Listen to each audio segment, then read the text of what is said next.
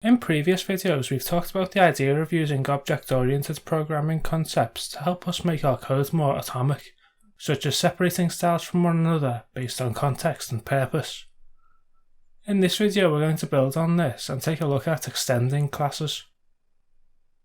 Earlier on, we created a button class which we have applied a very simple style to. Let's now imagine that we want to use a button on a new page we're working on, and we want to use a button, but this time it's going to be a special button, maybe like a buy now button, and so we want to add some extra emphasis on this button compared to our normal button style. Using native CSS, you would either typically rewrite all of the code for the new element and make the adjustments on a new style, or you would create a substyle which would be applied after the main button style, and this substyle would contain the modifiers that we wanted to display. The problems with each of these two methods are that first, if you create a new copy of the element with a new name, then you need to maintain two copies of essentially the same code. So if you wanted to make a change later on, you would have to make the change twice. If you made a substyle of the element, then you would always need to remember to add the main style to the substyle whenever you want to use the style. Sass provides us with an alternative, which is extending existing classes.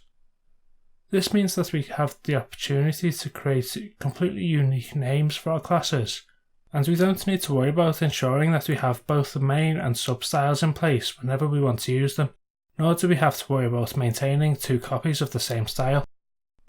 So let's take a look at how to do it. In this example, we're going to create a new class called CTA, which stands for Call to Action, and we're going to use a button for our class as our base, and we'll make the text in the CTA class bolder, as well as making the background colour red and the foreground colour white. Within our Call to Action class, we're also going to type @extend.button, which is going to copy all of the styles from the button class into this class. And if we save this and take a look at the native CSS file that Sass has generated for us, we can see that all of the style associated with the button class is also now assigned to the CTA class. As you can see, there's now a comma CTA before the style itself.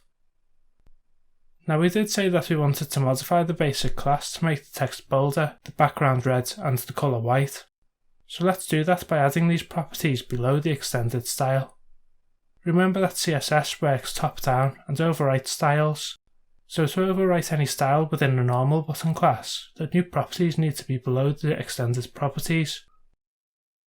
If we jump back across to our native CSS file again, we can see that we still have the two class names assigned to the original class, but we also now have a new block for the CTA class, which includes the new properties that we wanted to assign to it. And as we mentioned, this is below the main style, and so it will always overwrite any style assigned to the normal button style. What do you think of this video? Has it been helpful? Have you learned something new? Let me know in the comments, hit that subscribe button and check out some of these other videos.